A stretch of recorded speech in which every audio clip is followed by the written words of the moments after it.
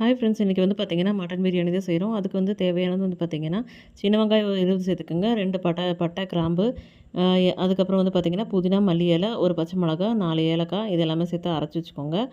அதுக்கப்புறம் நான் வந்து ஒரு குக்கர் வச்சுட்டு அதில் வந்து எண்ணெயும் கொஞ்சம் நெய்யும் தேவையான அளவு ஊற்றி வெங்காயத்தை நல்லா வணக்கிக்கிறேன். ஒரு 4 வெங்காயம் கட் பண்ணி போட்டிருக்கிறேன்.